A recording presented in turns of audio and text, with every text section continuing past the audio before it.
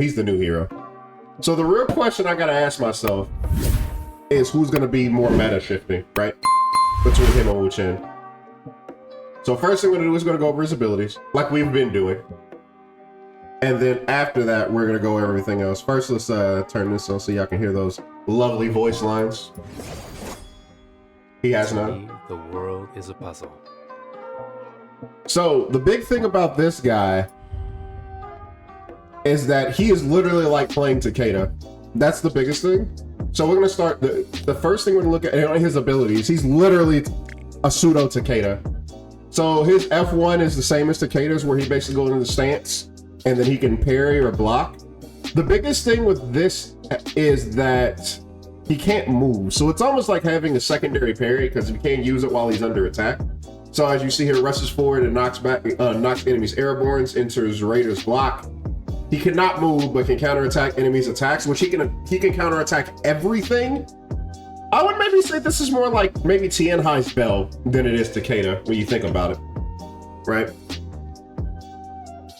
But you know, it's okay. I don't see a lot of people using this. Maybe in trios, but I don't see him as a trios hero, just to say the least.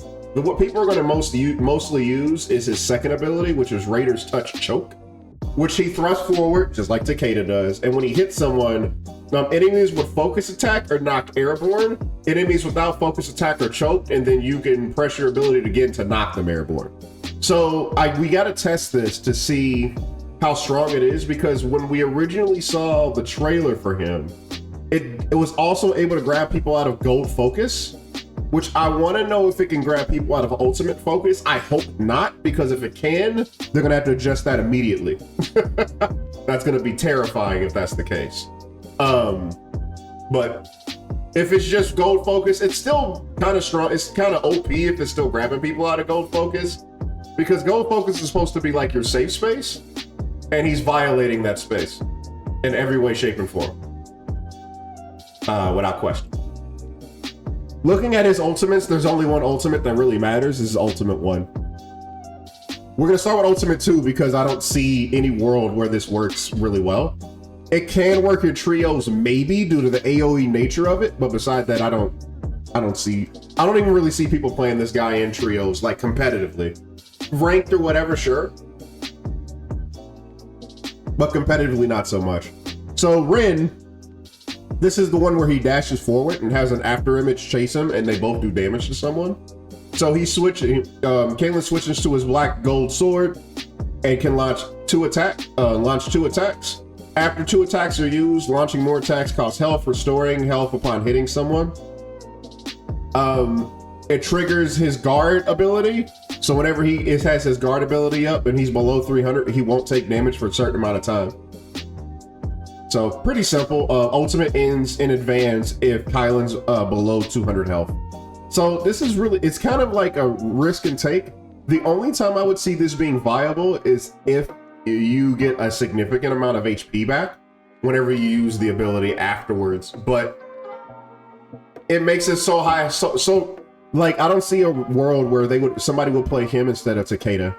He's like a weaker version of Takeda if you play him this way. You're better off just playing Takeda, where you don't have to worry about that drawback at all. And because he throws the demon at people instead of dashing in, he's not out of position either. Honestly, the only ultimate I see that's worthwhile, they're gonna have to rework this in some way, shape, or form, or it's gonna be just absolute obsolete. That's if people even play him in trios. I think what people are gonna really play him in solos, and with his first ability, this shit's really good because it puts him in a state kind of like Akos is in. Now, the key thing about that state is while he's running around, he has the white focus, which is the special focus that Akos has as well, so he can't be staggered, which is what makes this really strong, because basically you just move around until you're ready to go in, just like when Akos jumps around and gets that same inability to be staggered. That's what makes this super strong. Obviously, he gets the same guard whenever he has 400 health remaining. He basically gets this thing where he can't be damaged. And his ultimate ends quickly when he uses all 5 attacks. But by the time you do that, you should be good to go anyway. I don't know how strong this guy's gonna be.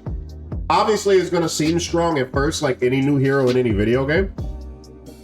But I think that as people figure him out, he's not going to be as powerful. He's going to be a stronger version of Takeda in solos. Because Takeda literally does the same thing on his his ability 2 and 3. He has a different ultimate. So it's like they took Akos and Takeda and put them together in a way. And that's what gives you this guy. I am Kylin, the last of my kin. So I think he's a cool hero, to say the least. Like, if we look at this guy's skins, like, oh my god, like, his skin is beautiful. Look at this. Look at this extreme.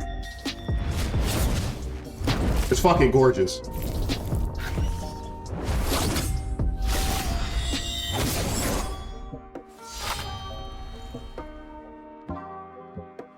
I'm not gachaing for it. That will not happen. But this skin is amazing. It's fucking amazing. I love it. I love the way it looks, just in all.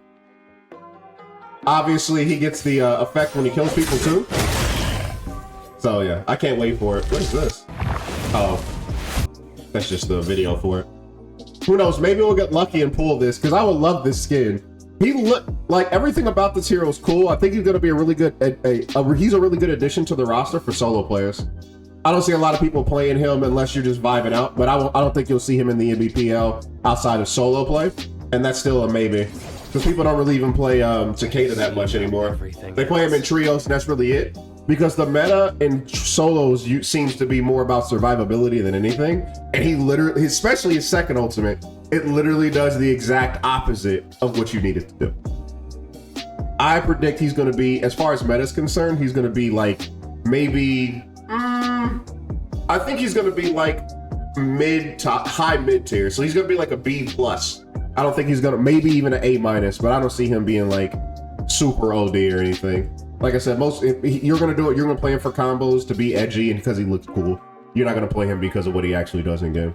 Because either you can play Akos, which he has a little bit of a better dash anyway, and he has sustain on his dash, plus he has a defense buff, or a better CC, or you're going to play Takeda and use the demon to combo. I don't see a world where he's going to overshadow both of them unless you just really like him, personally. That's my own personal opinion though.